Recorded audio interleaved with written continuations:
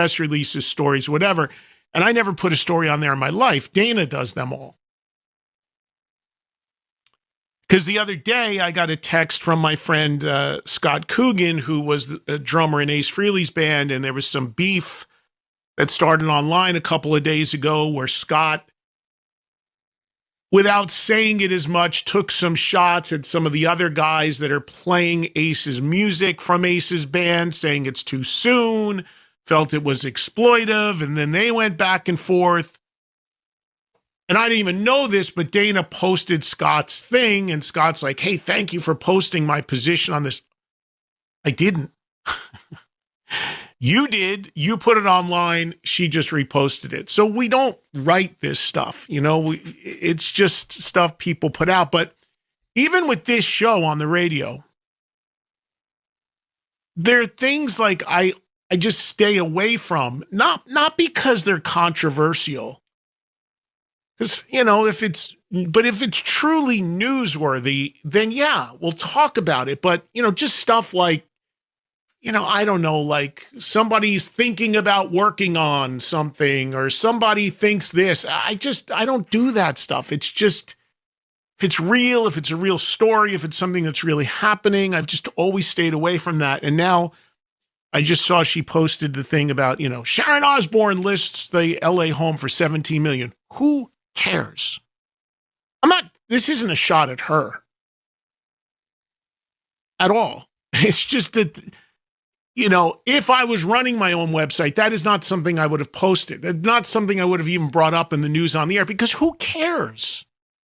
Like, I know that's newsy to TMZs of the world, and certain people find that stuff interesting. I just don't. I never did. Who cares? Do I have $17 million to buy the house? No. Do most people out there have that money to buy Ozzy's house? No. It's just, interesting when that stuff makes the rounds, real estate, or, this one was seen with this one, or this one had plastic surgery, or this one's divorced, or this one's remarried, or this one's, I don't know, man. I know I'm a great minority about that, but none of that stuff ever interested me. The stuff that gets the most interest, the stuff that built TMZ into an empire, is the stuff I care about the least. It's just odd to me, but it's a thing, True crime is a thing.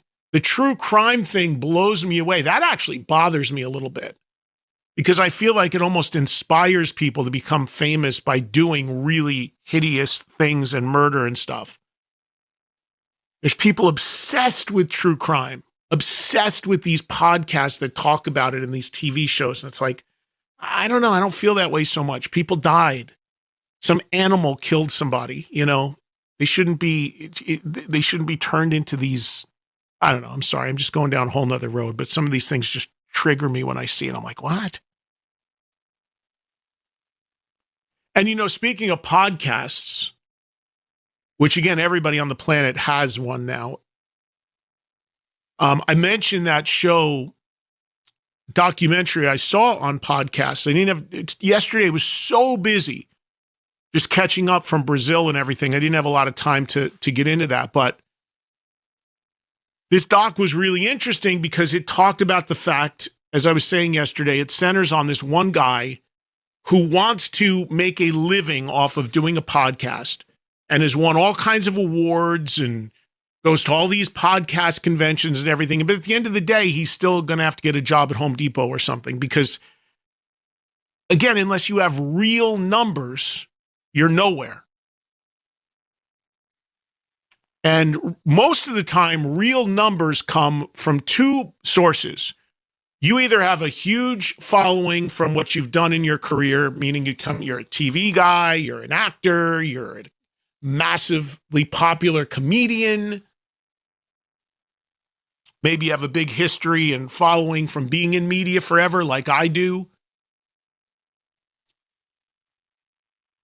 Not that I have because my thing is always very niche is the word you say, niche, like, targeted thing. But you know what I'm saying? I've been doing something for a long time that I'm known for on various media platforms for decades. So there's an audience there. You bring that audience.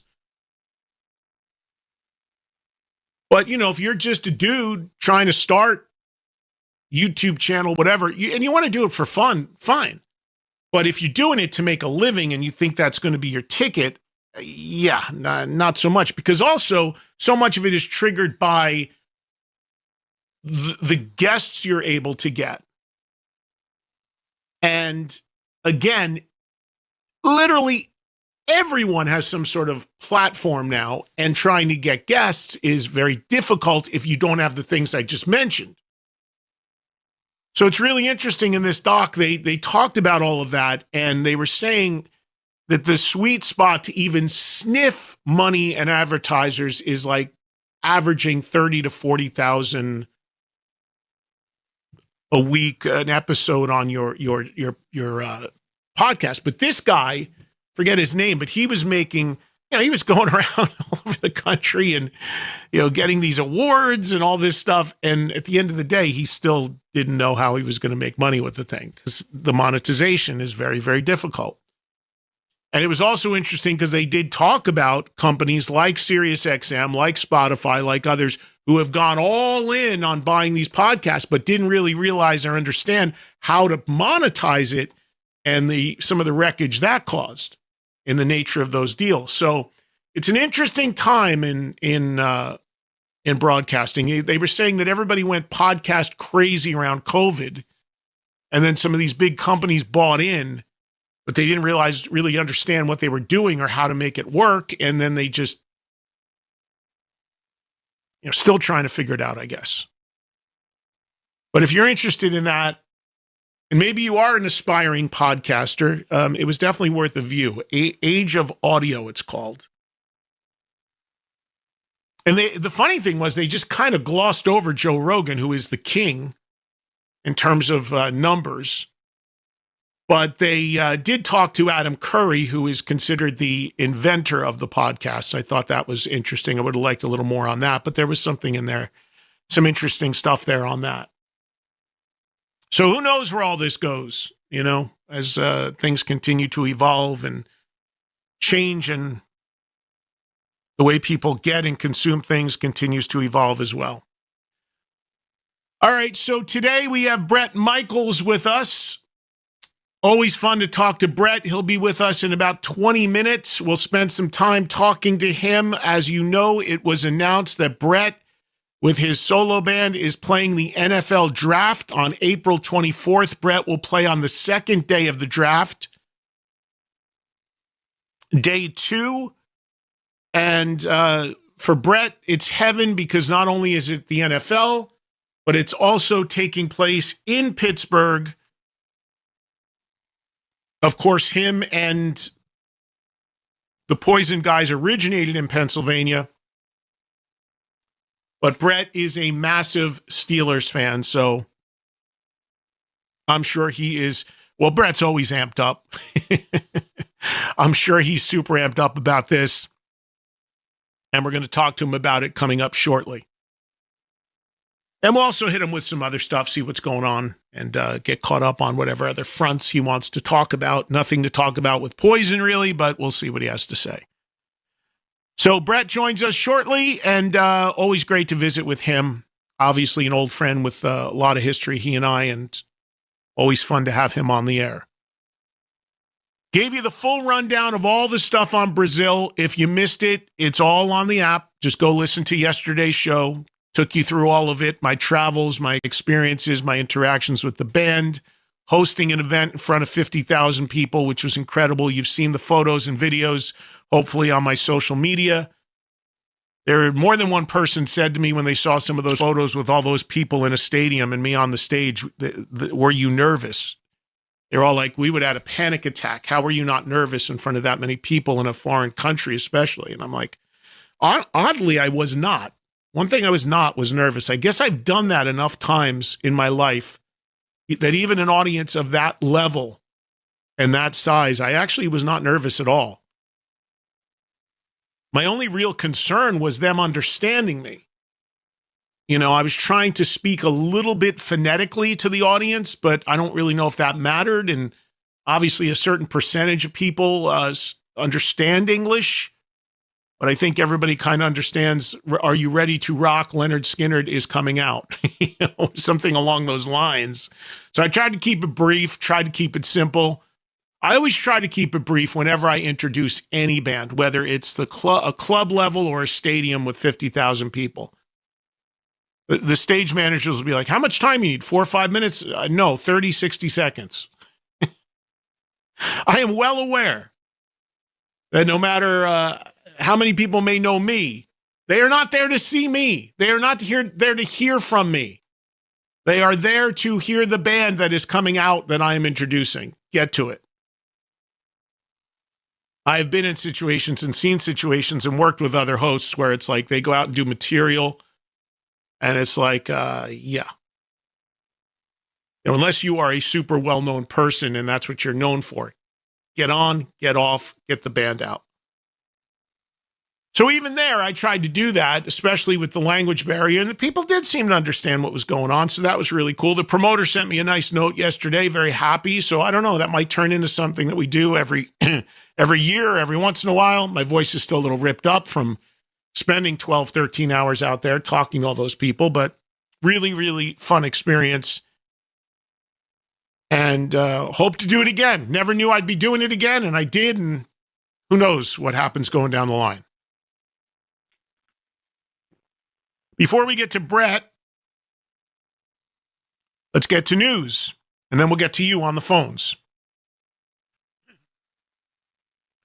I just saw that Tommy Lee made a post that it is the 20th anniversary of his solo record, Tommyland The Ride. And the record is going to be reissued with an additional track never heard before or added to it called Stupid World. And Tommy revealed on his social media, I saw it on X, that they are shooting a video for that song tomorrow. Now, Tommy Lee can be quite political, so I'm not sure if he's going down that road or not, but it sounded like he was, because he said it's going to be a commentary on how stupid the world is today. You know how that lands and how that can and cannot land with some people, so who knows. But Tommy Lee taking a refocus, if you will, on his one of his solo records. Of course, Motley Crue with a big tour this summer with Tesla and Extreme. Also, Nico McBrain was on this show not too long ago. Now the former drummer of Iron Maiden. And Nico announced that he has, at the time when he was on with us, he was doing a few shows, and he was talking about it with a band called Titanium Tart, which is basically him doing Iron Maiden songs. And he did a little run of it in his native Florida. He was on this show talking about it. And now he's announced another little run of shows, 5 shows, all in his home area of Florida. The dates are August 29th in Sanford, Florida, September 5th, Fort Lauderdale, the 11th in Jacksonville. Then he goes over to Atlanta on September 13th, and then back into Florida, Clearwater, September 19th. So all very much Florida South-based, because, of course, one of the reasons why Nico got out of Iron Maiden is because he just couldn't do the large-scale shows and touring anymore, but still having some fun, going out, doing some dates. He is also doing these paid signing shows. I've talked about these paid signing shows a lot recently. They are huge business, and you are now seeing people you'd never think do them. Bruce Dickinson's been out there doing it. It was just announced that Bill Ward is about to do it. Bill Ward and Geezer Butler doing the same one. I think it's Monster Palooza or something. So the original rhythm section of Sabbath doing a paid signing show, not together. They would be separate costs. But, you know, there was a time where these things were pretty much reserved for like B-level movie actors. And now you are seeing All sorts of people step into this space because, again, it is super lucrative. If you are a known enough commodity to sit there and charge to take pictures and sign things for people, it is huge business. And that's why you are seeing bigger and bigger names. Speaking of Sabbath, I've mentioned this many times, and it kind of always goes unreported and unnoticed. But the last public thing Ozzy did before his death, a week after Back to the Beginning, was a paid autograph signing show in Birmingham, England. So now everybody from the original Sabbath has done these, with the exception of Tony. I don't think Tony's done them. So anyway, Nico's doing some of that, as is Bruce Dickinson, and Nico with some solo shows in clubs coming up. The first shows for Twisted Sister with Sebastian Bach have been announced. There was a Twisted Sister show that was originally supposed to take place with Dee Snider, scheduled for Alaska on September 4th. That one is remaining. And as it stands now, the first show that Baz will do as the frontman of Twisted Sister is in Alaska on September 4th. There's an additional show September 12th in Durant, Oklahoma, which is a casino. There is also a date in Niagara Falls, October 8th, and a day in Windsor, Ontario, Canada, a date on October 12th. So for people wondering, again, Sebastian with Twisted is not going to be a tour, meaning they're not going to go play 5 nights a week. Nobody wants to do that in that band. It will be special shows, fly dates, just like these 4 scattered shows I just mentioned. I'm sure more will be added. And again, the lineup, the only 2 original members of Twisted Sister in the lineup, guitarists Eddie Ojeda and JJ French.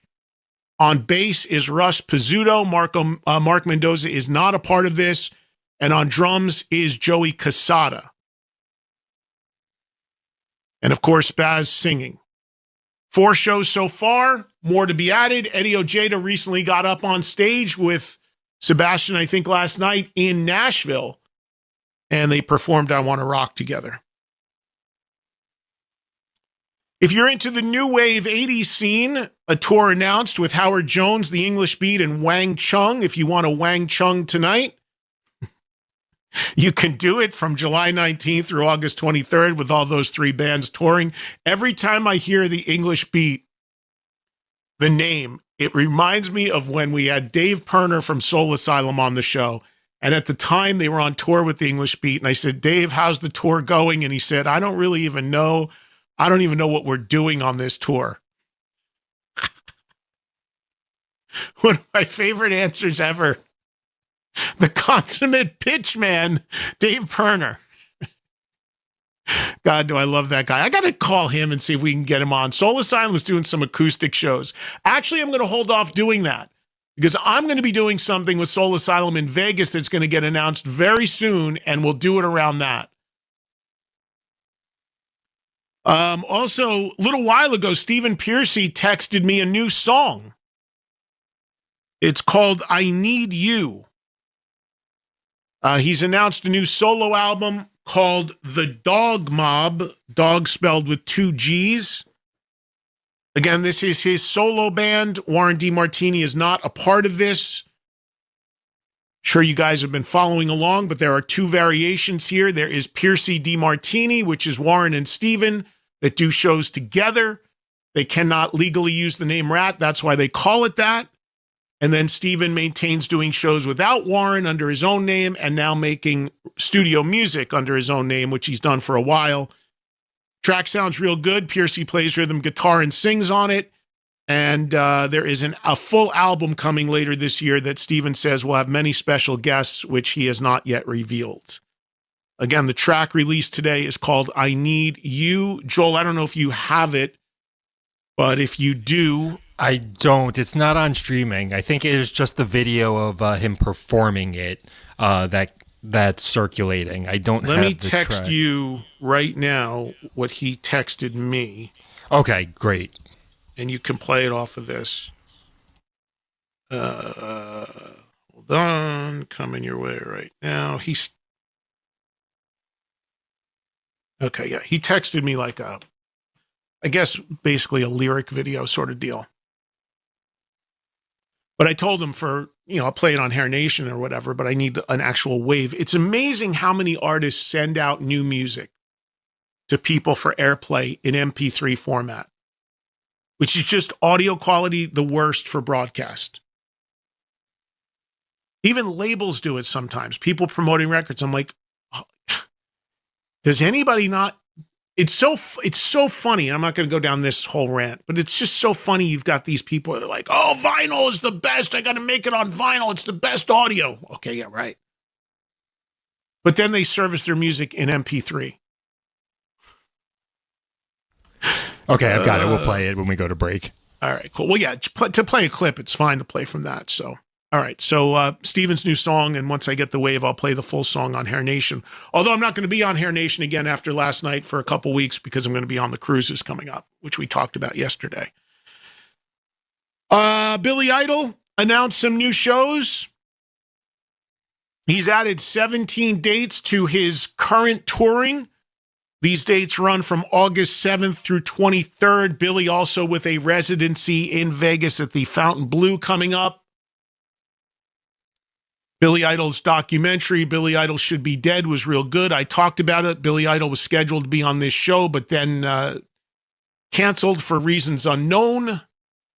I saw Steve Stevens, who, of course, is Billy Idol's right hand, in Vegas recently. And Steve said that hopefully that will get rescheduled. He wasn't sure himself. Steve wants to come on at some point as well. And maybe when Billy does the run in Vegas, I can go out to the show and we can do something with him there. Maybe, ideally, both of them would be amazing, but we'll see. But more Billy Idol live shows for your interest, if you're interested. And I wanted to mention this real quickly. This band came up, I don't remember when, if it was in one of our new music call-in shows or what. Interesting band called Castle Rat, who do a medieval fantasy type vibe with their appearance and delivery. They have all stage names. The singer, which is a woman, calls herself the Rat Queen. And they have a very strong visual element. The music's pretty good. It's not screamo. It's pretty straight up hard rock. I listened to it, watched a little bit of it. The record is out or coming out. But the reason I'm bringing this up is I'm starting to see a trend here now where, and I talk about this often, that one of the biggest problems with the music industry right now is the glut of stuff that's out there and how hard it is to stand out and get traction and get numbers. I just talked a little bit about how podcasting works. Like literally everything is analytics. When I was in Brazil over the weekend, I was hanging out with Hailstorm's manager. He was talking about that. He said labels are signing bands just based off of numbers and stats that they've accumulated. It used to be they'd go out to the clubs. Is the band good? Do they have songs? Do they have this? Do they have that? Now it's just like, okay, where are their streaming numbers at? And you reach a certain threshold and then they'll pay attention and they'll have a look. Just so much changes all the time, really. But the other trend that I'm seeing is clearly a trend towards theatrical, for lack of a better term, gimmicks. Something that makes your band stand out in a different way than just showing up in jeans and a t-shirt and playing, which should be good enough if your music's good enough. But if you think about it, there is this absolute move towards theatricality, if that's a word, and doing something different. Look what happened with Ghost, how they started, with the anonymity and the masks. Look at this band we've touched on a couple times called President, who nobody knows who they are, and they're wearing masks of former presidents. Look at the band Sleep Token, who have become huge. Anonymous, they wear hoods on their head.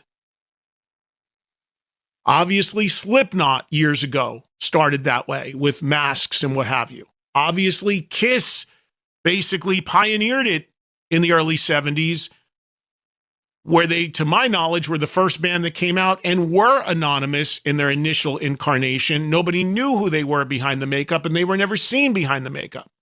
So it goes back all the way to then, but in current times, you're seeing it a lot more. And now, even though this band doesn't wear masks, they have this image of being like these medieval warriors. It's really interesting, and I think there's obviously something there, because all of these bands, look, I just talked about all of the current ones, right? For that reason. Just a fascinating thing to watch and monitor. As more and more bands try to figure out ways to stand out of the pack and do something different, whether it's gimmicky or not is up for your interpretation, but it's definitely something that's happening more and more. Certainly seems that way. And frankly, I don't care one way or the other. I just care about whether the songs are good and the band is good. Okay, so Joel sent me some notes here. Tommyland, The Ride, the original record came out in 2005. He's saying it's the 20th anniversary. Nobody counts anniversaries exact anymore. 5150 anniversary was it that or something was 2 years off? If Poison ever does the next tour, it'll be, they wanted to do it for 40 years of the first album, which is now. They're saying maybe next year now, that's 41. Who cares? It's just a whole anniversary play is like whatever. Joel also told me that, that Castle Rat did come up on the new music show, and they do have 2 albums out. Most recent is 2025. So I don't know. Maybe this is a new one. The label sent me this today. So let me see what it says here.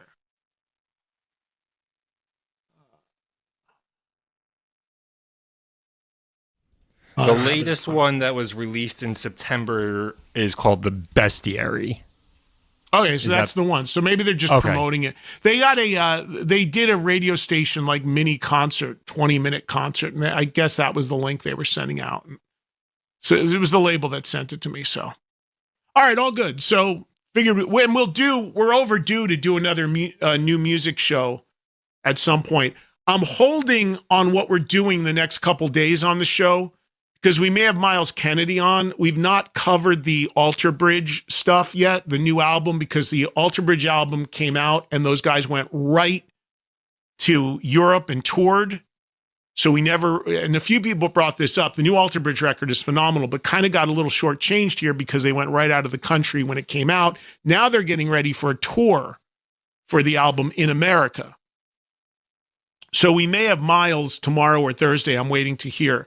So keep an eye on socials, because if we don't, we're going to do one of our throwdown or call-in shows. Maybe even the whole debate I touched off that Duff McKagan and Dee Snider weighed in on the other day about going to see bands and then playing covers in their live set.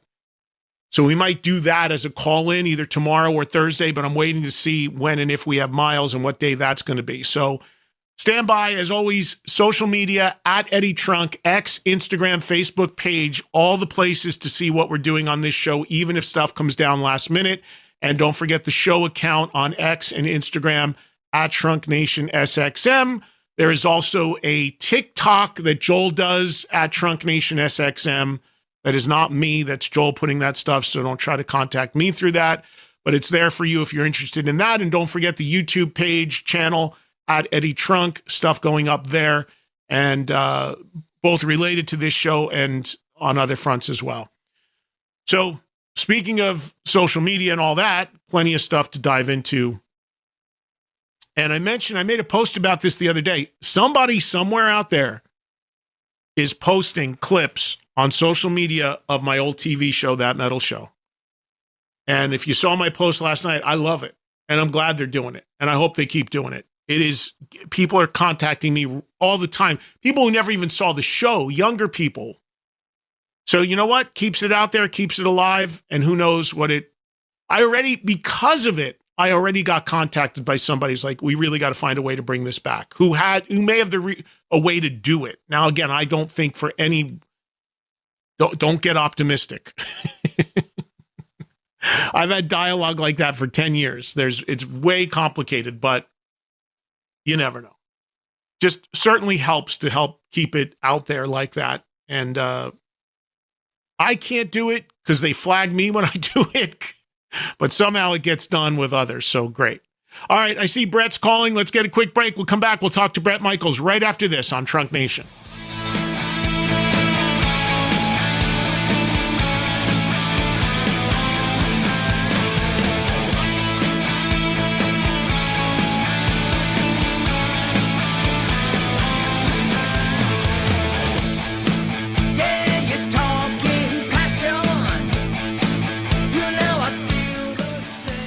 Sam Roberts Show.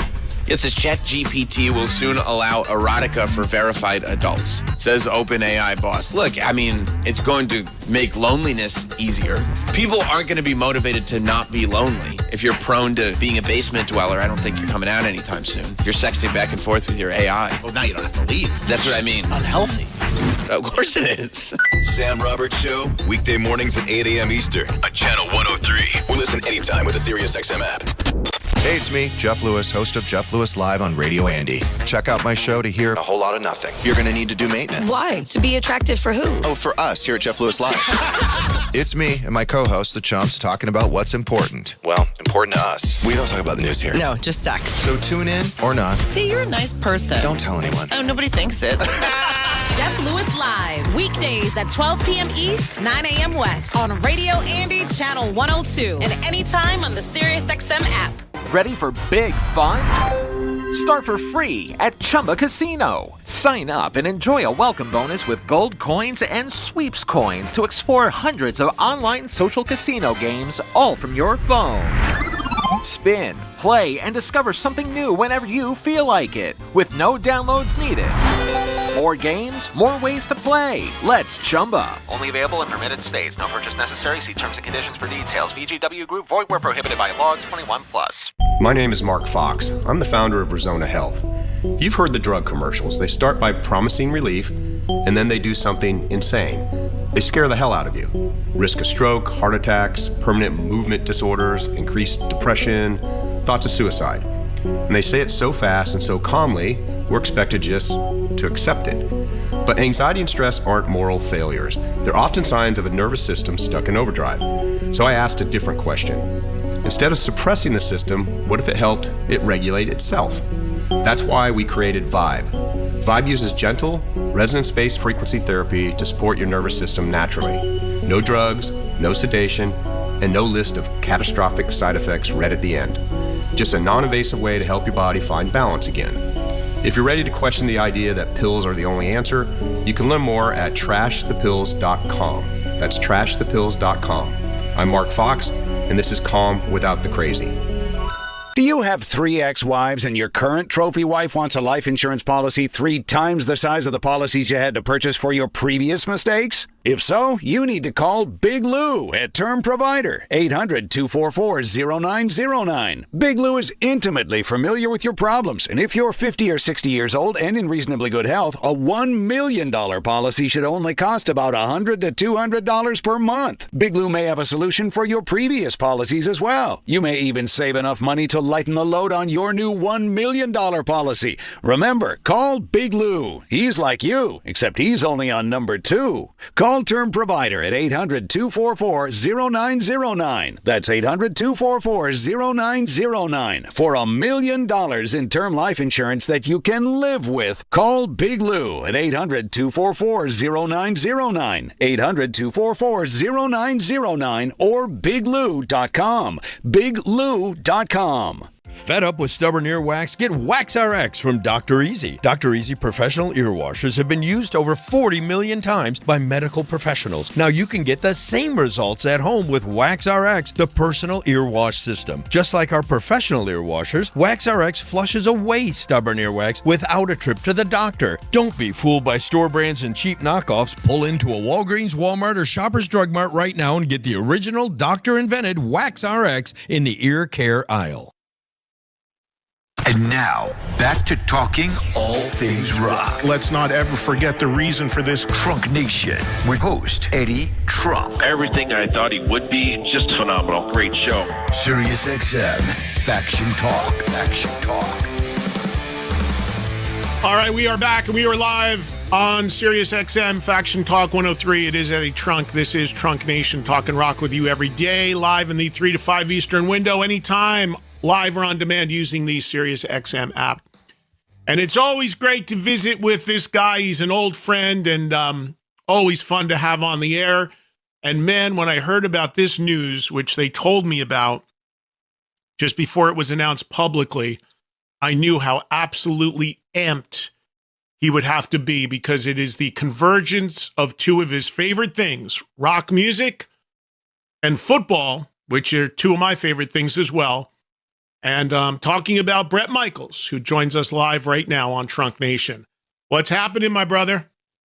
Eddie, my brother, I am doing awesome, and you couldn't have said that better. The combination of my love of music and sports and football, and to get to have it all come together to play at the draft, this is a good day in my life. Good day. I thought, I was like, when I found out, they told me before, and before it was announced, and I sat on it because they told me to, and I was like, oh my God, he's got to be buzzing like beyond belief. And to top it off, it's in Pittsburgh. I mean, think about this. I get to play in the Yinzer capital of the world, right? And when we got to announce, I said, Yins have no idea how excited I am. And then as truly the way we do things, it's always a party brawl match. So it's going to be myself and Wiz Khalifa with just mashing up the songs, his Black and Yellow, Nothing But a Good Time we're going to do together, Sweet Home Pennsylvania, and then it's just going to be hit after hit and rock the NFL fans for the Friday night, 5:15, just before they walk out and start the second night of the draft. Yeah, so for people that don't know, Bret, obviously the history of Bret and Poison started in Pennsylvania, but Bret is a massive Steelers fan. So the idea that when I realized the draft was in Pittsburgh, I'm like, oh my God, every box got checked for you on this one, buddy. You just nailed it. Every box, right? And we had talks about them knowing I'm a big fan of football, and they use Nothing But a Good Time as like officially sort of a kickoff song for a lot of the games. We had talked about Detroit, Green Bay, but I said, I know what's coming. It's Pittsburgh 2026. And this is just, it is a bucket list. It checked every box. It's the right thing, and the excitement, and then to mash it up with Wiz Khalifa and myself, and then Kane Brown on Saturday. We're going to mix that music and football together. And listen, it's the one I want to say, Eddie. The truth is, this is about the NFL fans. I went on the record. All teams. I'm a Steelers fan. That's a given. But this is a celebration of all the fans, all the teams, everybody coming together to celebrate the draft. And think about the city of Pittsburgh and all the young talent that is. Bret's phone is acting up. He's dropping out a little. Bret, are you there? Oh, Bret, we can't hear you. Your phone's cutting out a little bit. You back with me now? You're kind of every other word right now. All right, hold on. We got to go through this every interview. All right, am I back with you now? I think that's better. Okay. All right. I hear you. We go through this every interview. I could have great signal, and then we just have this thing where we hit it and it starts to play. Did you get what I was talking about? Yeah, well, your point, yes, I did decipher your point, because myself being a big NFL fan as well, you're 100% right. I mean, the draft has become this thing about all teams, and it's really a celebration of the sport, and it's become this massive, massive thing, like 3 days of network TV coverage and obviously, if you are a football fan, you know how meaningful it is to see what players you're going to get and how things are going to shake out and who's taking what and who does draft day trades. So it is this huge, it's become this huge event. It really has. And you're right. It is totally a celebration of the sport and all the teams in a lot of ways. It is, and thank you for catching my point with my my shady phone coverage. I appreciate you. The thing that I wanted to say is it's about all NFL fans celebrating. They come together for 3 days, and even obviously the production a few days before and after it. But for someone like me to be born and raised in Pittsburgh, a fan of the Steelers, but I need all the other fans coming in to know that we're celebrating all the teams. And the reason the draft is so big is it is hope springs eternal. It is, when you get to the Super Bowl, you're down to 2 teams.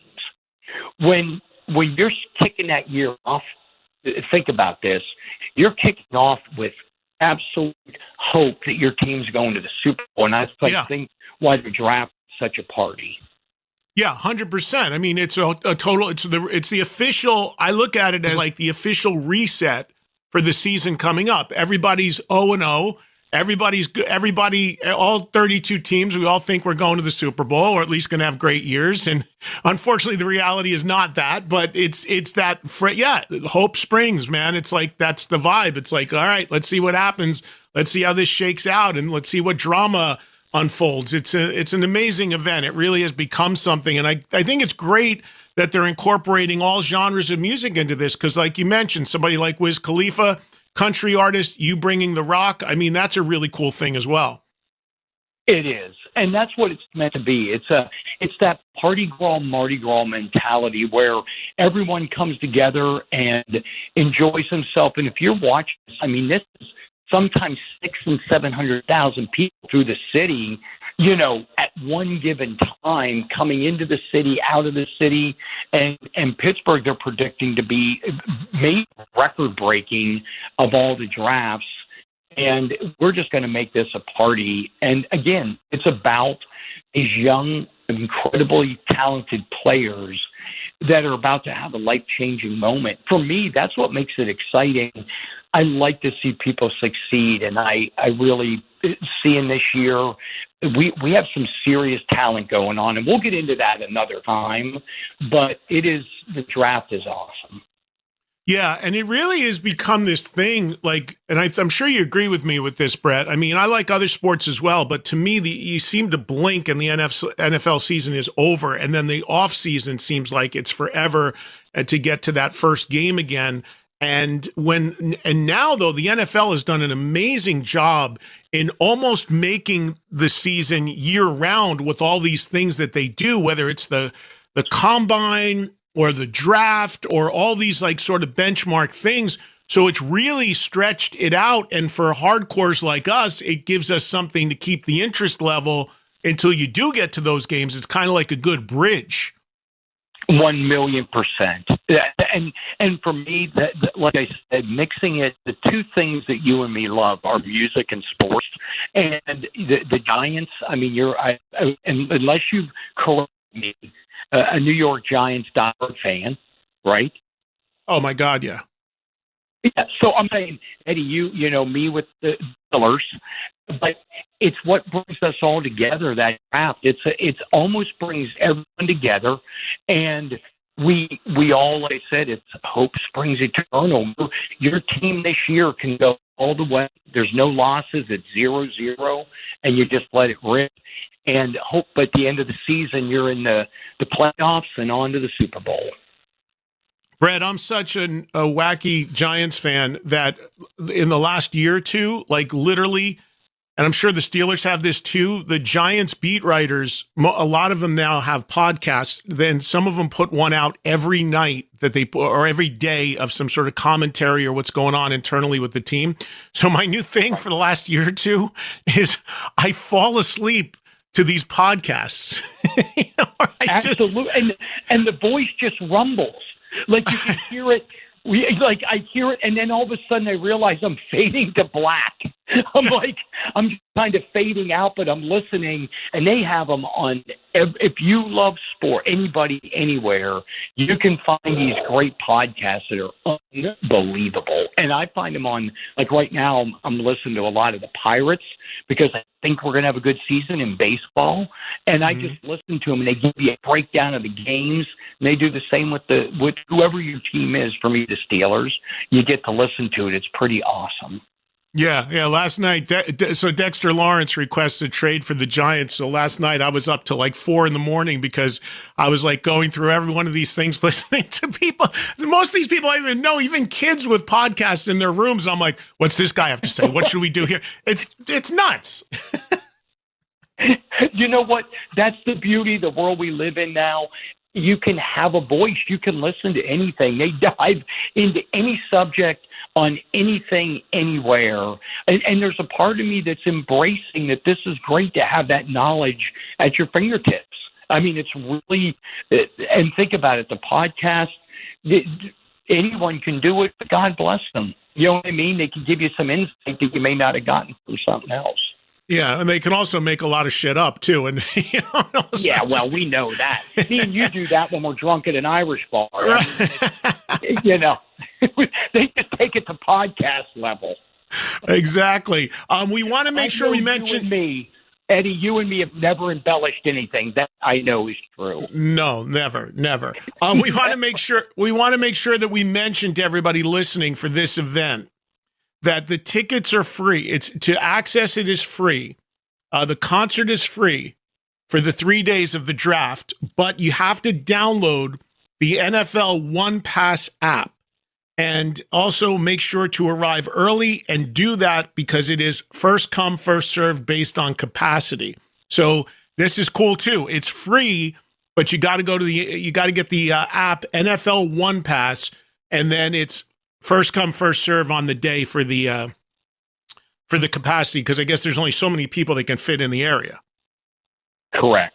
And I'm going to tell you, get there early because this is going to be a celebration. You've got my word. I'm going to be giving 1,000%. I know Wiz Khalifa is, all the players, the teams. This is going to be a party. Like Pittsburgh is ready to welcome everybody, and I'll be right there on Thursday night. I'm doing a whole Rock the Dock. The Three Rivers come together. We're going to do it with our friends at WDVE, and we are going to light it up, and we're having the first ever. Now, Eddie, I want you to be part of this. Whether you I'm going to have to drag you down there. It's the Bret Michaels first ever official Pittsburgh pierogi toss. And I had to say it like we're there. It's a pierogi toss, and it's a lot like we're using DJs, and it's like mixing that and cornhole together. It's unbelievable. We have targets. Whoever gets it, gets it in the. Let me watch how I word this. Hits them in the face with the pierogi. I'm telling you, it's good times. Now you're bringing food into the equation. I didn't think it could get better. Football and sports, now you're throwing food in. Please, it's Pittsburgh. We have to bring pierogies. You got to get some pierogies in there. Oh my God, that's too good, man. Hey, did you play football when you were a kid? Did you play in high school? I did the whole way through. I played starting. Again, I'll word it correct. It was the Pee Wee leagues, right? And then you sort of graduate up, and then I played for St. Joseph's for the church, right? And then all of a sudden I played for the Mechanicsburg Wildcats, and just made my way up through there, and all the way to being a senior. What position did you play? Quarterback and middle linebacker. Oh, you played offense and defense. Yeah, you were a two-way player. Yeah, I'm going to tell you right now, when you see this in tremendous uniform I'm wearing, the shoulder pads are bigger than I am. That's all I'm going to say. But my will and determination was my strong point. And of course, growing up at that point, having a great Steelers winning team, I wanted to be both Terry Bradshaw and Jack Lambert. So we didn't have enough players, so you got to play both sides of the ball. Yeah, when as a big kid, I'm big guy. I was a big kid. I was the natural. You got to play football. But what people may not know is my high school was actually really, really good in football. So you had to be really, really good to make the team and to play. And I only played freshman year because even though I had the size, I was not good enough. You know what I just thought of, Brett? The guy, because we had a guy, I went to high school with a guy who went to the pros as a quarterback and played for the Steelers. You know who that was? No, tell me. Neil O'Donnell. Oh my God! Come on. Yeah, Neil's a couple years younger than me, but Neil is from my hometown, Madison, New Jersey, and went to high school with me. Yep, and when he left the Steelers, he ended up going to the Jets. A fry in the fetal position at moments. Sometimes at night, I can't unsee it. So I just cry myself. I know, but Neil, the funny thing with Neil and his family, the O'Donnell brothers, is he actually had older brothers that in high school were even better than him in sports. And then the youngest one, ended up being the one that took playing quarterback to the pros. So yeah, he's a local for me. We went to high school together, and I just put that together. That just hit me. That's unbelievable. And we've never had that. If I'm not mistaken, I don't think we've had that conversation, because I think after he had left left Pittsburgh, he went on to the Jets. You know what I mean? If I'm not completely crazy. No, you're right. He totally did. And so he played basically home. He played in his home area. Yes, home. Yep. Yeah. Yep. And good quarterback. Unfortunate for us at that moment, and things happen, and that's the sports, the highs and lows. But honestly, I'm going back to this, just being able to play knowing you and my love of music and sports, and all your listeners they're an army. It's a nation of Eddie awesomeness. But knowing that, and I'm just saying this, how much we love it. What a blessing, man. I'm one of those guys. I'm grateful. I get to play the draft. I'm going to mash it up with Wiz Khalifa, because he has Black and Yellow as one of his big hits, and we're going to mash that together with nothing but a good time. And we're going to take good care of all the fans that show up and make it a celebration. And I'm out on the Live and Amplified tour, and we're going to kick butt. And I'm going to see you soon, and we're going to get in the studio. I want to hit you about a couple other quick things, music related, but I'm just laughing because we have all these little, sure, man, you just made a promo. It's better. I'm gonna be in pain. You got to make that into a promo. All right, listen, I won't keep you much longer, but I got to ask you about music. So you just mentioned solo band. What are you doing? What's the year look like for you? Well, it started amazing. Obviously, Mohegan Sun at the arena up in Detroit, Windsor area. Then we went to Fallsview. We've been on the road. We got back from a private event in the Bahamas, and then we've got 2 more private events, Vegas and Denver. We go on to the draft, and then the tour officially Live and Amplified kicks off, and it's so far it's been incredible. All the shows have been sold out, and we are just going to keep. I got to tell you something about the Northeast. Mohegan Sun was in the middle of a blizzard. I'm not talking about kind of a blizzard. This was the Super Bowl weekend in early February.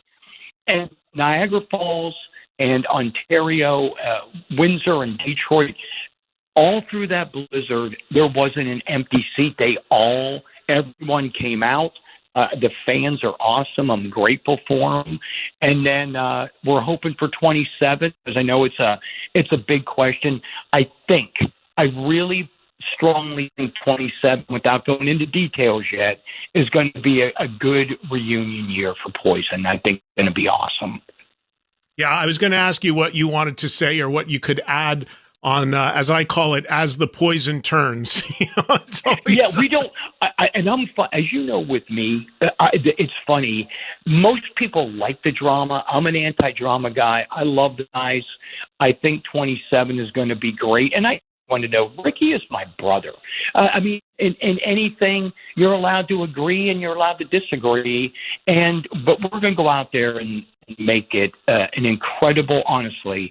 If 27 all works out here, and you'll be one of the very first, if not first, to And we'll jump on the phone, get the whole band on there, or at least, me and Ricky just talking it up and be able to lay out some dates and bring a great reunion tour.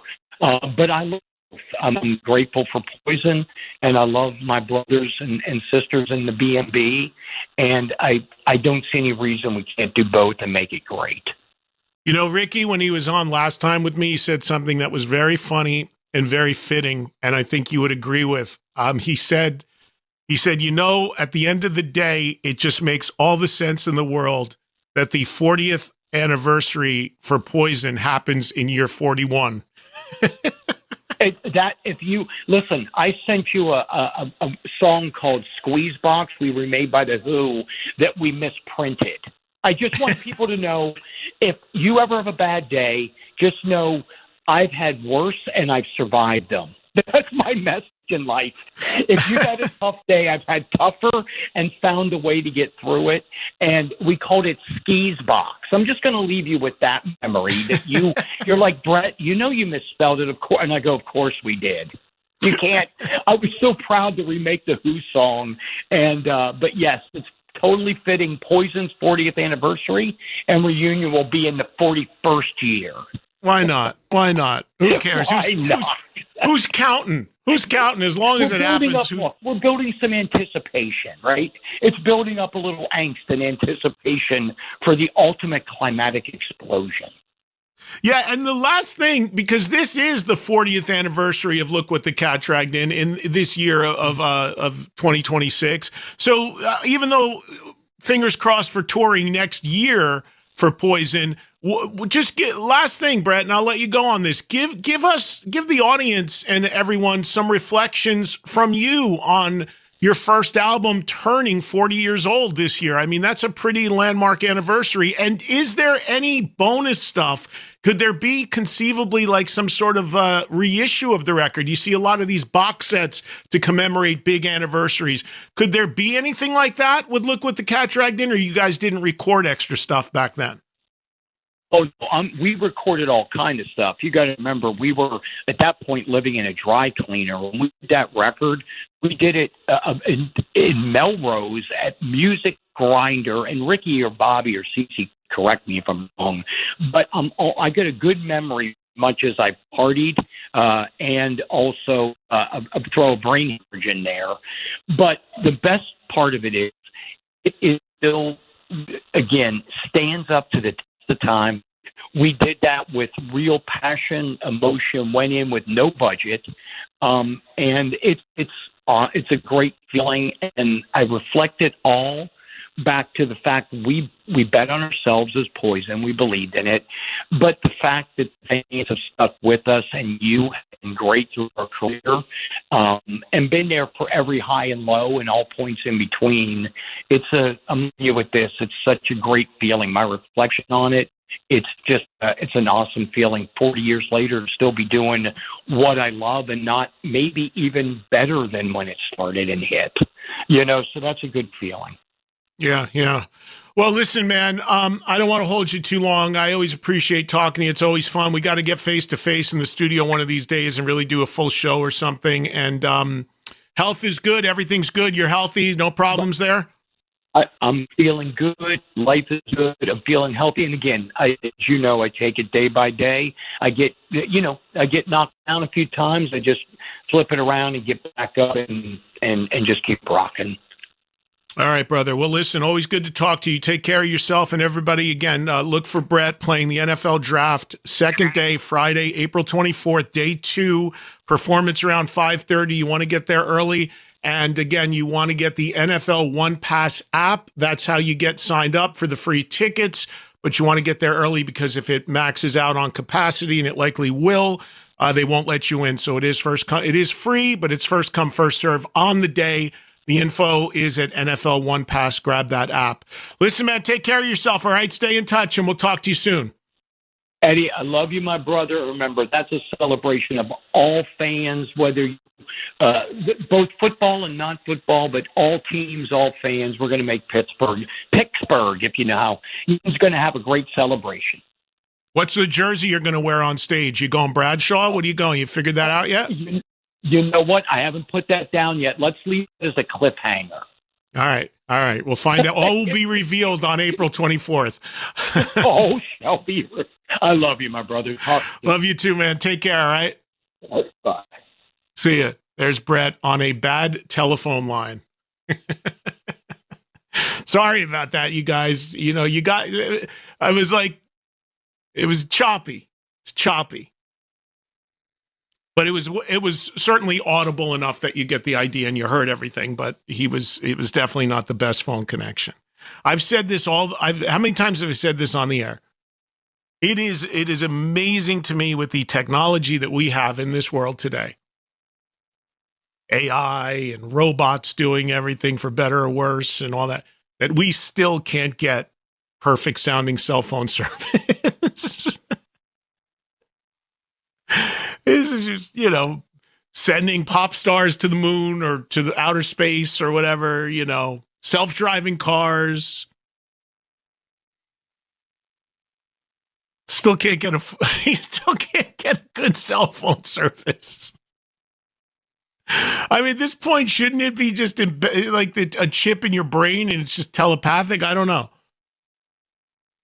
It's crazy. But it was good enough to be able to hear what was going on there, right? I made some phone calls back to the U.S. from Brazil. The phone service was amazing. But it's so weird. You'd be down the street and it's shit. It's just so weird. All right, big thanks to Bret Michaels. Again, you heard that news, NFL draft, his performance April 24th. And if you are going to the draft, again, get the free tickets, use that app, NFL One Pass, sign up, and then you can go. All right. Let's take a break. And when we come back, we'll give you the rest of the hour, the rest of the show on the phones. Anything you want to hit me with, 844-686-5863. We go open phones. We go free for all. Want to comment on what you just heard? You want to comment on any of the stuff I told you about from Brazil and all the bands and everything this past weekend? You want to comment on anything unrelated to all of that in the world of music and rock? And tap into the SiriusXM app for sounds straight from your feed. From hot girl summer hits to divorced dad rock. Main character energy anthems and more. Turn up the songs that have taken over your timeline and made the moment their own. Your husband is coming. Just search internet trends on the SiriusXM app. Hey, I'm Mike Slater. My dad passed away at the age of 63. He was in great health. Was out of nowhere. Had a stroke.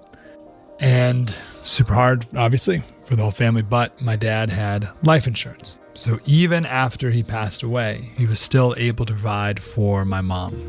And of course, by extension, my brother and I.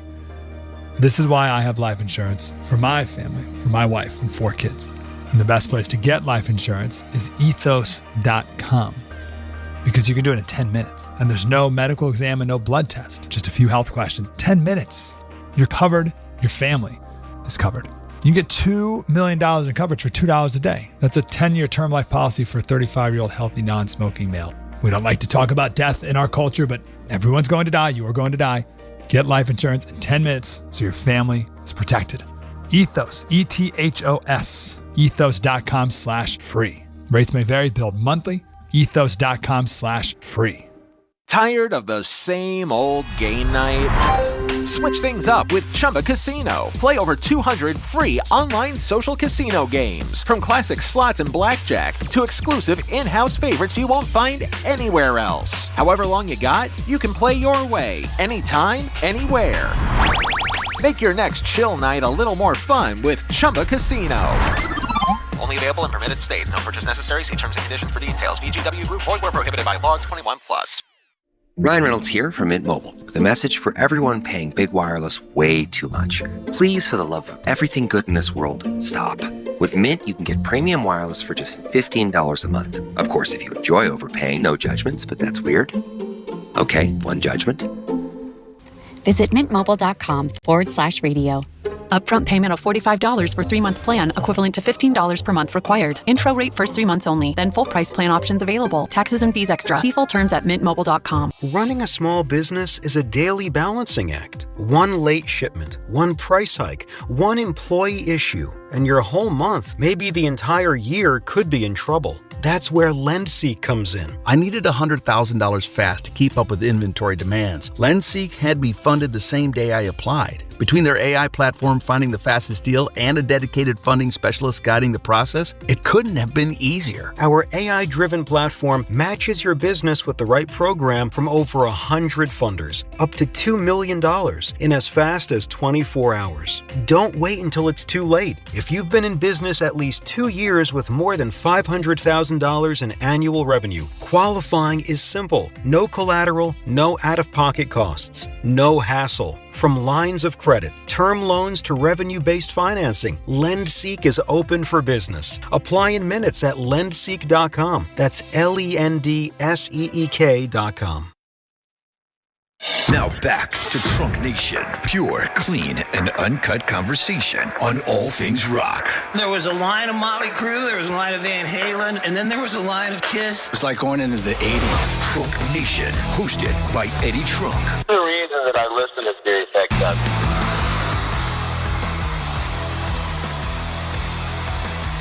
So obviously you heard talking about these drops that you hear coming back into the show. Those are all put together by, they call it in the radio business, imaging person that does that. And his name is Joe Lopez, who does this stuff for us. And obviously you just heard Sebastian there in that one from a past show. And Baz obviously just announced, or Twisted Sister just announced their first shows with Sebastian, which I ran down earlier, 4 right now. Canada, Niagara Falls, Alaska, Oklahoma. So very scattered, needless to say. But that drop from Brett is just too funny. He's a trip. Always fun to hang with him. Just wish we had a better connection, but you got the idea. All right, so I'm still in a holding pattern about what we're doing the rest of the show. Or I'm sorry, the rest of the week.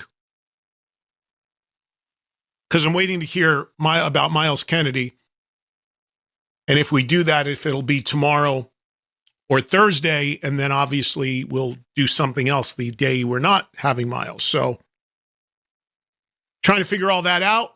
Keep an eye on socials. I'll let you know what we're doing as we go. Right now, what we're going to do is get you involved in the show at 844-686-5863. Something on your mind, something you want to talk about in the world of rock, let's do it. And we will get going right now with our first caller, who is in Albany, Georgia. And this is Shane joining us right now. Hi, Shane. Hi, Eddie. Thank you for taking my call. How's it going? It's going good. Thank you. What's going on today? Yeah, you took my call last week, so it's good to talk with you again. I wanted to talk with you about, you were talking about Look What the Cat Dragged In, 40th anniversary of that. I actually saw Poison open up for Rat 40 years ago at the Albany, Georgia Civic Center. And I haven't seen Poison or Bret Michaels since then. And really, the Albany, Georgia Civic Center opened up in 83. And throughout the 80s into the early 90s, it was booming with all kind of big star bands. I can name one after the other. And even opening bands that became big bands like Poison. Even Guns N' Roses opened up for Motley Crue here. And in the early 90s, it just stopped for some reason. And throughout, really since the early 90s, we haven't had hardly any rock bands here. But Alice Cooper is going to be here May 2nd at the Civic Center. I'm so excited about that. I'm hoping it'll start bringing back rock bands here to Albany. Albany is about 4 hours south of Atlanta in southwest Georgia. for about the last 30 plus years, to hear a rock band, you've had to go to Atlanta. And it's been many, many years since a rock band has come here. And now Alice Cooper's come here. And I wanted to ask you, is it the management here at the Civic Center, or is it the promoters or the artists? Why are rock bands no longer coming to Albany, Georgia? Well, Shane, I get calls like from similar to your call all the time on all my shows from people in parts of the country like where you are that will make comments about this and the volume or lack thereof of concerts or events that come to their area. And thank you, Shane. I'll answer this off the air for you, but I'll take you off the air, but I'll answer it. And I give the same answer all the time because, again, I have no problem explaining to the audience how the music industry really works because very, very few people really understand it. And as I say all the time, it's not your job to understand it, but it can create confusion and misunderstandings with fans when they don't really understand the business. And the simple answer is, whether it's in Albany, Georgia, or anywhere in the country, because the beautiful thing about SiriusXM is we broadcast to the entire country. So we have people that listen to this show in major markets, Chicago, New York, LA, Dallas, whatever. And then people that listen in these tiny nooks and crannies of this country that, could be in the middle of nowhere. So the perspective can be very different because if you listen and you're in a major city, you probably have a different event coming through your town every night that you can go to. It's endless. For me, I'm either in New Jersey, where I am now, which is, close to Manhattan, and endless stuff comes through here because it's the tri-state area here is considered the number one market in the country in terms of volume. Or my other home in Vegas, which is known as the entertainment capital of the world. So everything's coming through there now. But there are places like Albany, Georgia, and what have you that don't get stuff. And there only happens for one reason. It has nothing to do with the artists. There are people that think that these artists have some bias against coming to their area if they don't get concerts. Nothing to do with that at all. It is very, very simple. If there are venues that can accommodate shows in your area, and you are not getting shows there from rock artists or the type of artists you want to see, it is only for one reason.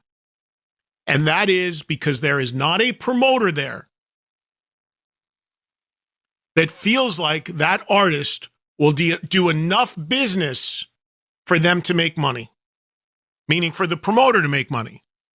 That's it. It's all business. A band, most bands, most tours will go anywhere in the country if the amount of money that they are requesting to play that night is met. And if the number is not met, they don't play in that area. And you would say, well, why would the number not be met? Well, because there's nobody in that market that feels like they can sell enough tickets to make their money back and make a profit based on the guarantee that the band wants to play. And in smaller markets, that's a difficult thing to do sometimes. And these bands aren't going to budge too much on the money they want to play because A, that's what they want, and B, touring is expensive. So it really just comes down to a math equation. That's it. And it's really hard to get people to to come out to shows and to do enough people in smaller markets that are less populated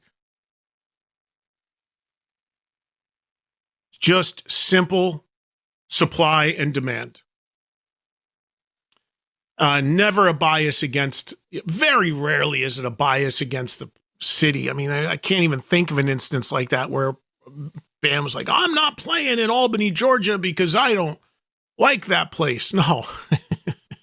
These guys like any place that is willing to give them the number that they want as a guarantee to play. It is as simple as that. It is all business. Let's go to Boston and say hello to Phil.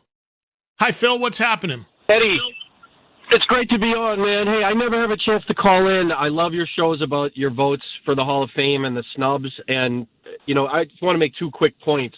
The first is the thing about including the Dennis Strattons and kind of the weird people and excluding the Ronnie Dios and how there's no rhyme or reason to any of that. Well, the band Fleetwood Mac had basically 3 phases to their career. The first being the blues, you know, Peter Green thing. And then, of course, the huge late 70s thing where they blew up to be, you know, the biggest thing ever. In between, there was a guy named Bob Welch, who was a great songwriter, you know, singer, guitar player, who carried the band for 3 or 4 records and kept their career alive. And when Fleetwood Mac got inducted, he wasn't invited. He wasn't there. He was totally snubbed. I thought that was totally lame. And then the second thing I want to talk about, when you talk about the snubs, a lot of people call in and say Styx and Boston and the typical things, but there's one band that nobody really ever talks about, which might be as worthy or more worthy than any of them, and not that I'm a huge super fan or anything, but that's the Bachman-Turner Overdrive. And the reason I say that is because I was looking at some numbers, and I had to call in with this, and Joel, you guys can look at these numbers. It's staggering. When Randy Bachman was in the Guess Who in the late 60s, that band sold, they estimate, 50 to 60 million albums while he was in the band or around that time.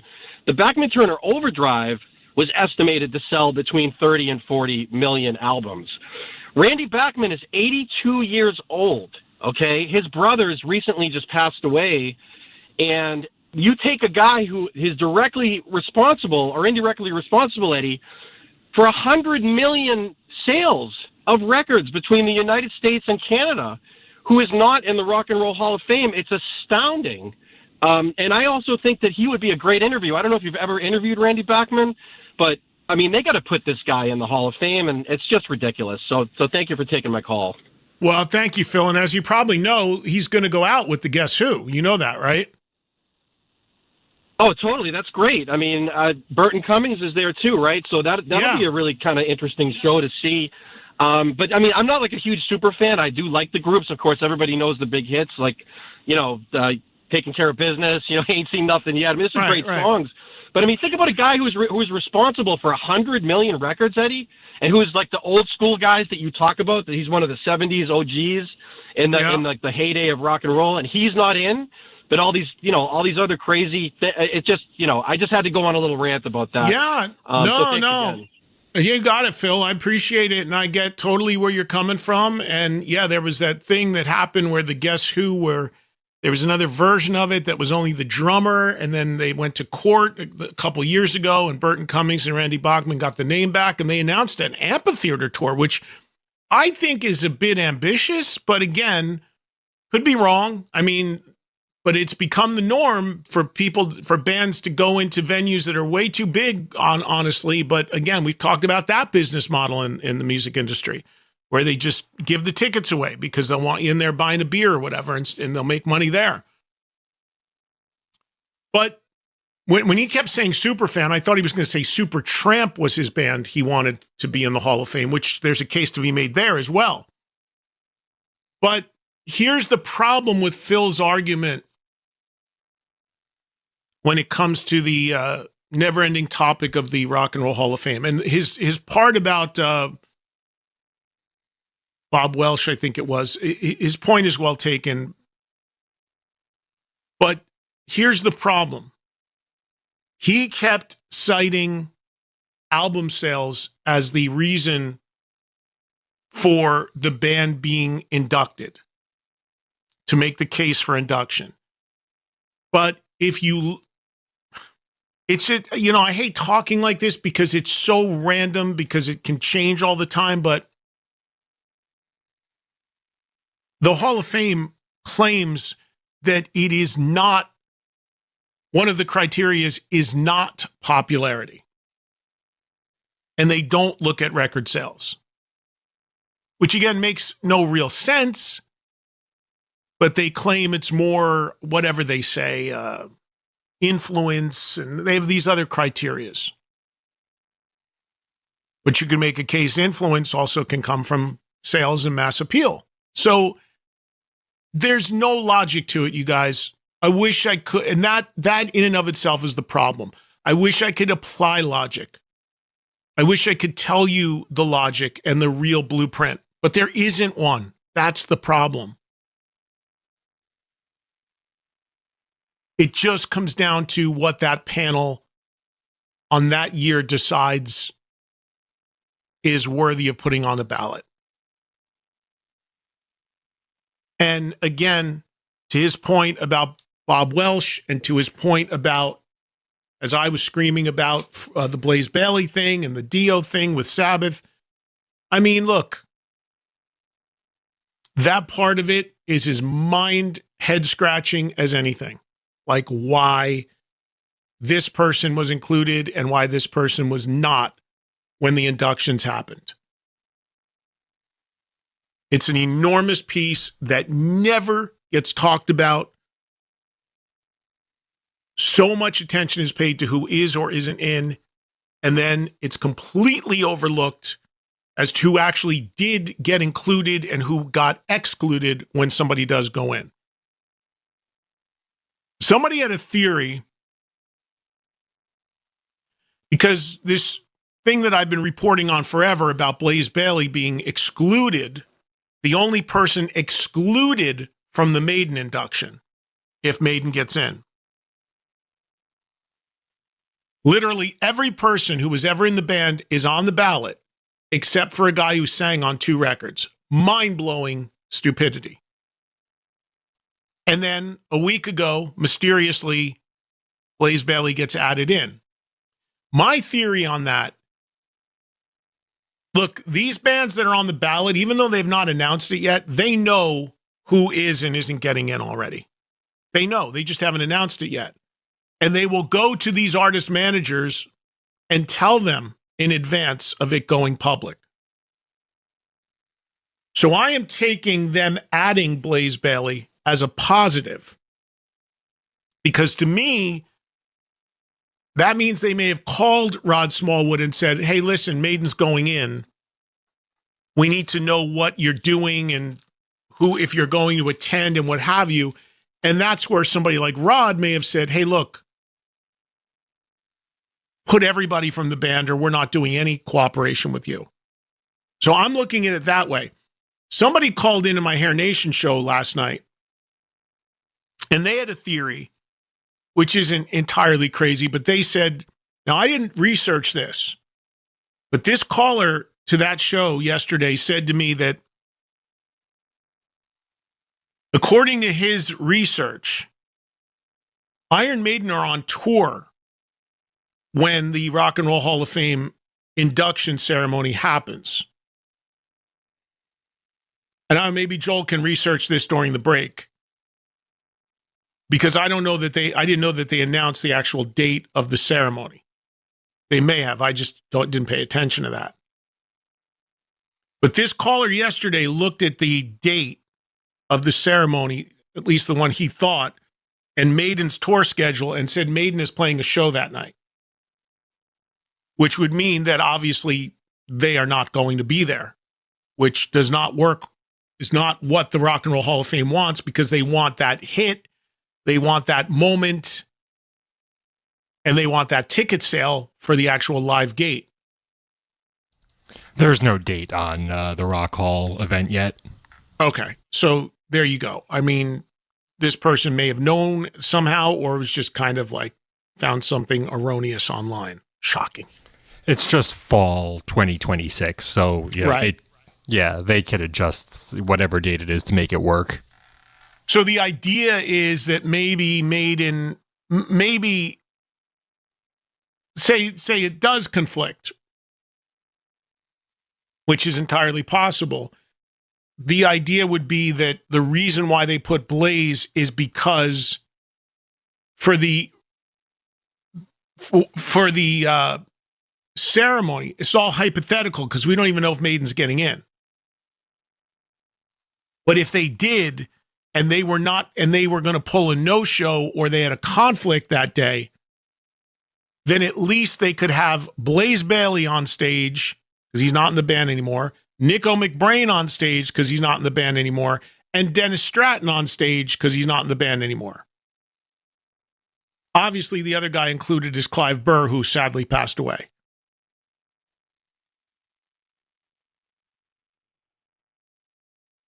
So Joel is saying that Maiden's dates are extensive, U.S. in September, and then other parts of the world through November. So it's very possible it'll overlap. And it's very likely they would not, because they don't care about it.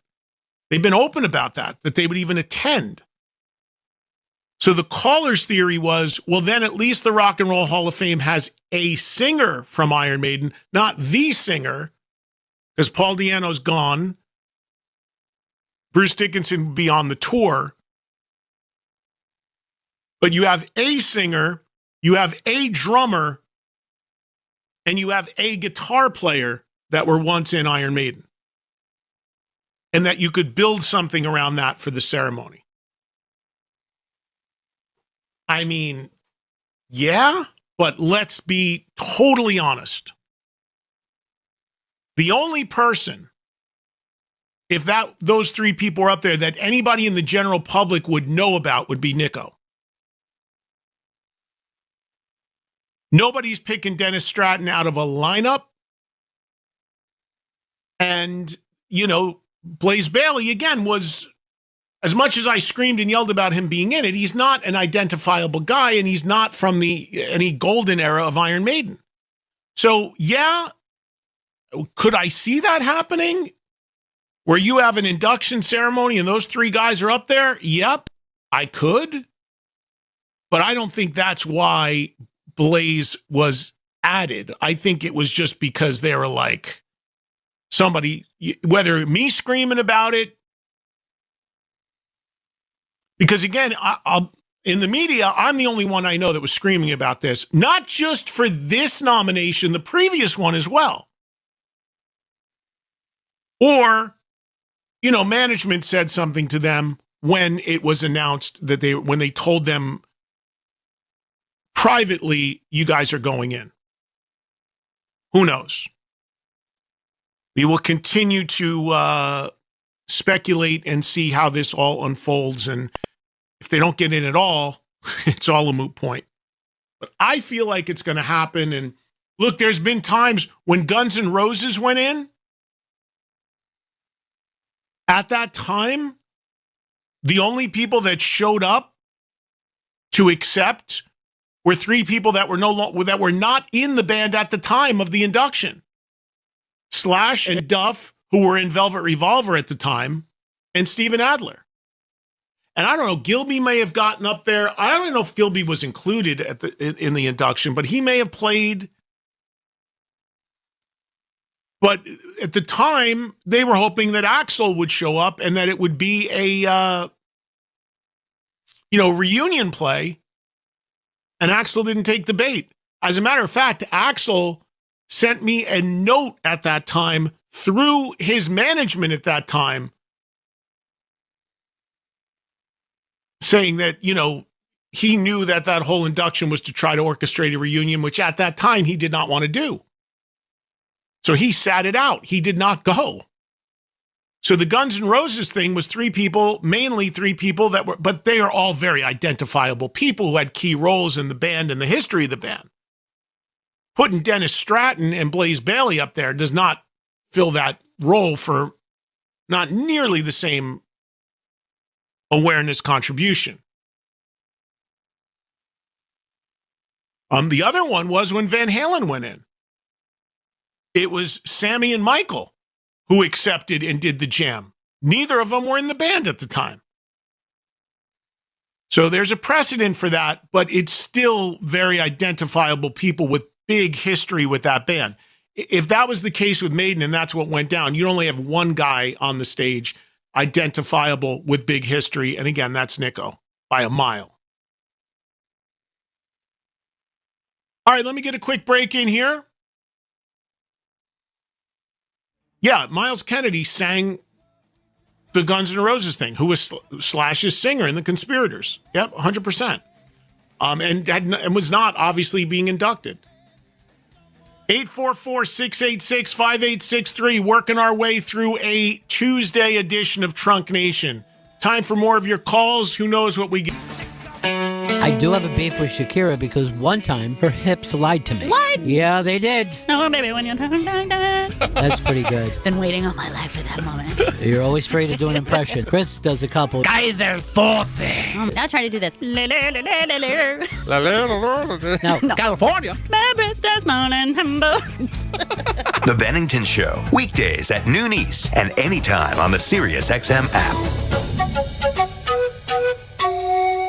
Listen to the Masters exclusively on SiriusXM. On his way to the hole, and he's got it! A fist bump from McIlroy. Hear every incredible shot and all the dramatic moments as the best golfers in the world try to win the coveted green jacket. Oh, and it goes in the hole. Scotty Scheffler, eagle. Hear live coverage of the Masters starting Thursday morning at 7 a.m. Eastern on Masters Radio Channel 92 in the car and on the SiriusXM app. Tired of the same old game night? Switch things up with Chumba Casino. Play over 200 free online social casino games. From classic slots and blackjack to exclusive in-house favorites you won't find anywhere else. However long you got, you can play your way, anytime, anywhere. Make your next chill night a little more fun with Chumba Casino. Only available in permitted states. No purchase necessary. See terms and conditions for details. VGW Group. Void where prohibited by law. 21+.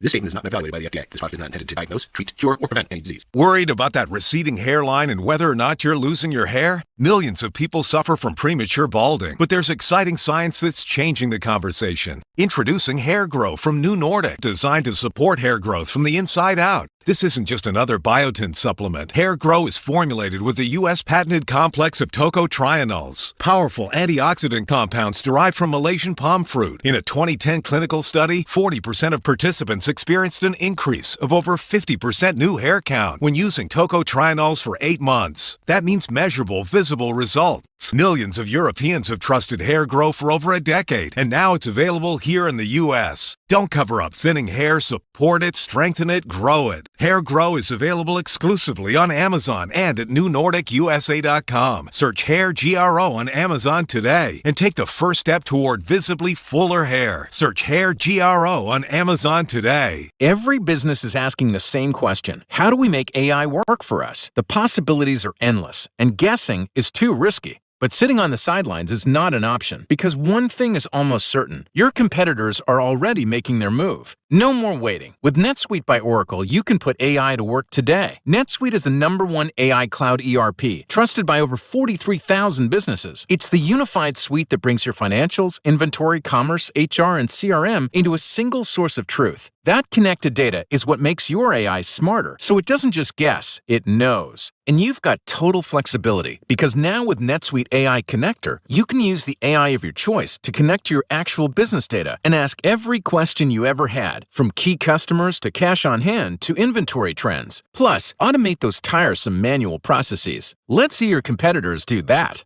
Right now, get the Business Guide Demystifying AI free at netsuite.com/markets. That's netsuite.com/markets. Did you know your life insurance is an asset you can sell? I'm Jay Jackson, CEO of Abacus Life. For almost 20 years, Abacus has been purchasing life insurance policies from seniors just like you. And at abacuspays.com, we've created a free policy value calculator so you can find out the worth of your policy in just seconds. There are no fees and no obligations. Get real value from your life insurance when you need it with Abacus. Learn more at abacuspays.com. SiriusXM's Fashion Talk, Trunk Nation. The attraction, foreplay, the sex, and then the cigarette after. Oh, God. You're welcome. With the voice of rock and roll, Eddie Trunk.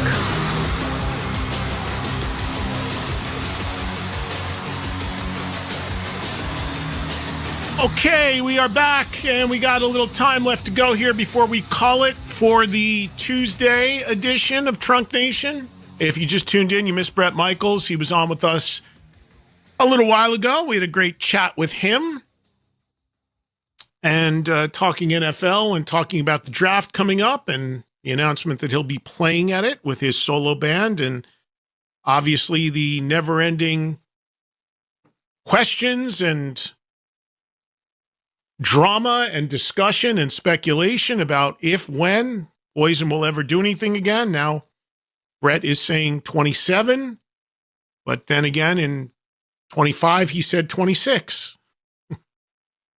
So, he just, if it happens, we'll address it and we'll talk about it at the time. In the meantime, don't forget Ricky's going out there and with his solo band, and he's playing the debut album. So you got two members of that band still out there playing in some capacity live music.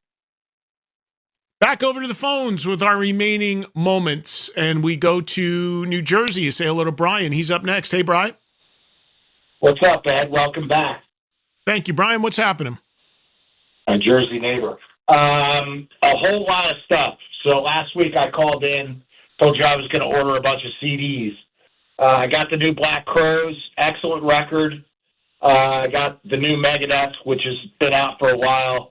Tons of guitar solos, and the production's amazing. And especially I got the new BLS. Unbelievable record. I think them being, not touring all the time for a while has, absence makes the heart grow fonder, right? I got to go see the show in Montclair on Friday, and it was incredible. I mean, it was so good. And JD, Zach, and Jeff Fab did double duty with Zach Sabbath, and then they came out and did the BLS set. Mm-hmm. Great show. Incredible. And Zach is so goddamn funny.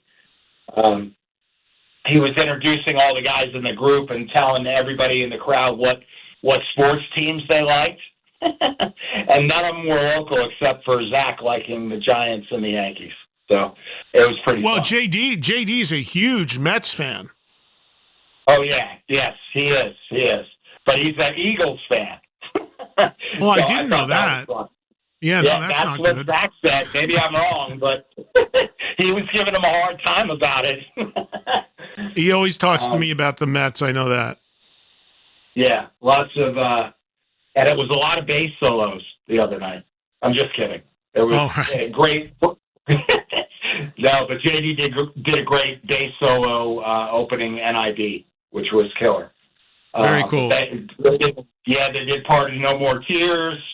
I don't want to give the set list away, not that you can't see it, but a great 2 or 3 from the new record, and then a whole bunch from across the catalog. Just great. Great. I would have went, but I was out of the country, but I will be seeing them all on the cruise because we leave on Sunday, so they are headlining it, so I'll see them on the ship. And I'm sure we're going to get Zach. I'm sure we'll have Zach on from the broadcasts from the ship. Thank you, Brian. I want to get some other people in here before we're done.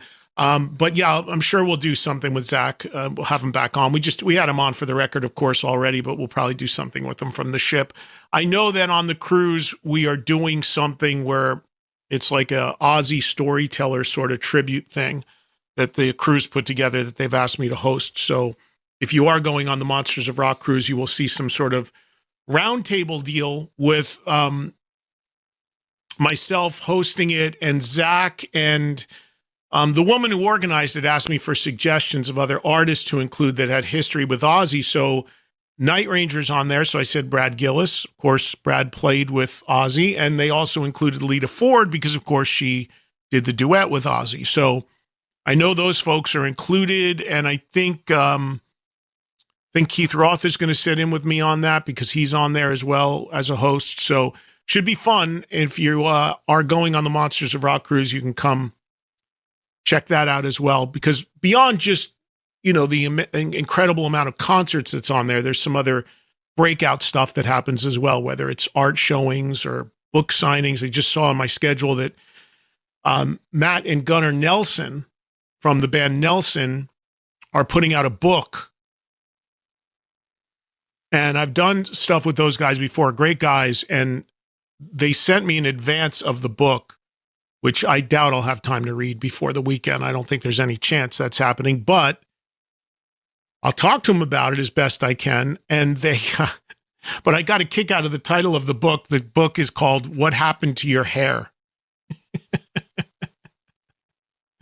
Yeah, and I get that reference because, well, for most people, when that reference would be they lost their hair. Like, where'd your hair go? Speak from experience on that. But for Matt and Gunnar, they still have all their hair. It's short now. And their hair was such a thing when they came out. If you remember that video back in the early days for that song, Love and Affection,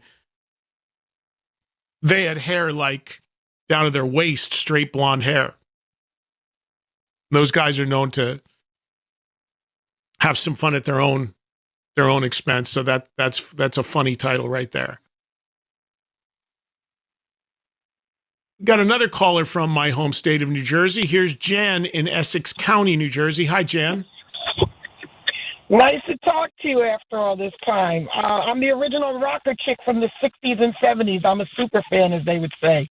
The Who, the Kingston Stones, and my son is like you, Rush, Maiden, and Kiss. So my first thing I want to talk about is two wonderful 60s artists that are still around. They're in their 70s and 80s, and it is definitely beyond a shame they're not in the Rock and Roll Hall of Fame. First are the Vanilla Fudge. As you know, they're going on the road for the next 8 weeks, and you still got 3 original members, the Vanilla Fudge. And you know... Hold on, Jan, hold on. Is Carmine playing with them? Absolutely, 100%, yes. And I do know they just did the show with Doug and Eric Gales, and that was a great show in Chicago. But they go on the road in about a week, and they'll be in New York at the Cutting Room also. So they're going to be all over, and the show is outstanding. They got it. And then Mitch Ryder, 82 years old. I don't think he's even been nominated ever for the Rock and Roll Hall of Fame. Talk about a shame on rock and roll. Mitch Ryder. Yeah, well, Jan, you know how I feel about that stuff. I really, really, really feel it's important that especially the people like you're mentioning that are up there that have this great history, that they are that is taken care of sooner than later, because then we get into a situation where all of a sudden they wake up and they do it, and the person is either incapacitated and can't be there, or is, not alive, even worse. And we've seen that a million times. That's why I really believe like the Jack Whites of the world can wait. The people you're talking about, the Ian Andersons of the world, people like that, they got to get in there now. And I believe that very, very strongly. So I agree with you. And as a super fan, with just another note on Mitch Ryder and Mick Jagger were the sex stars of the 60s. That's how famous Mitch Ryder was, seriously. And then the other thing I wanted to talk about is my son, who loves Rush and Maiden and Kiss. I mean, in the back in the day, you could meet your rock stars. If you had the money to go to 5 or 6 different states and take a room at the hotel, and they were at the bar, they would be nice to you. Not these days. No. They go to the bar, they got their security, their manager, and even if it's just 2 fans, like a mother and a son or a mother and a daughter, say the mother's 70, the son's 45, 50. No, you can't get an autograph, you can't get a picture. It's a damn shame the way today's rock stars treat their super fans, not like the old days. No, sir.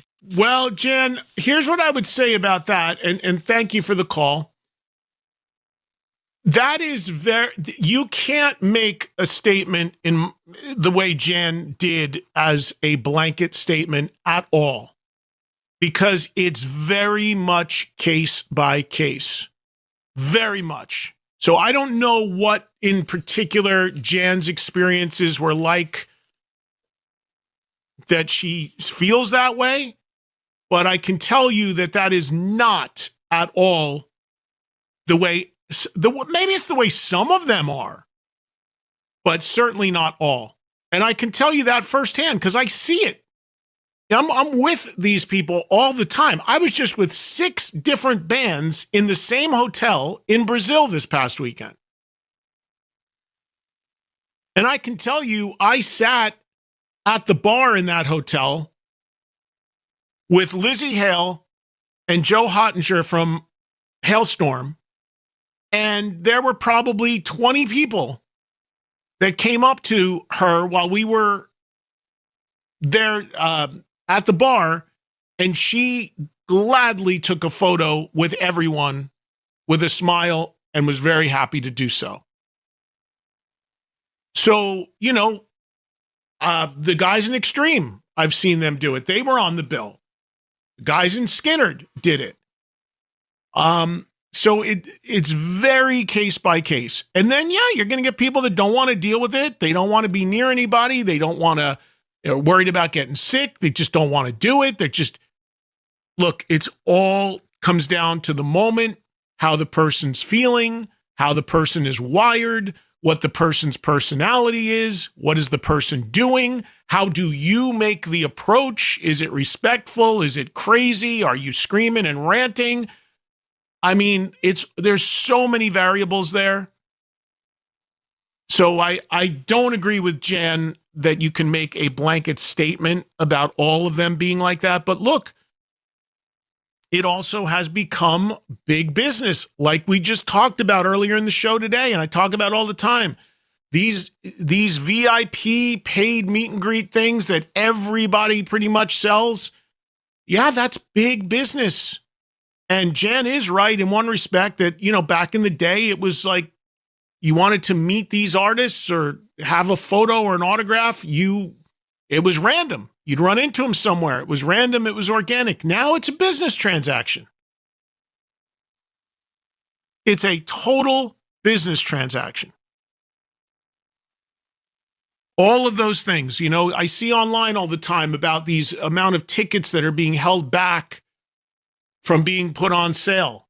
Well, they're being held back because they're being held for the VIP upcharge packages.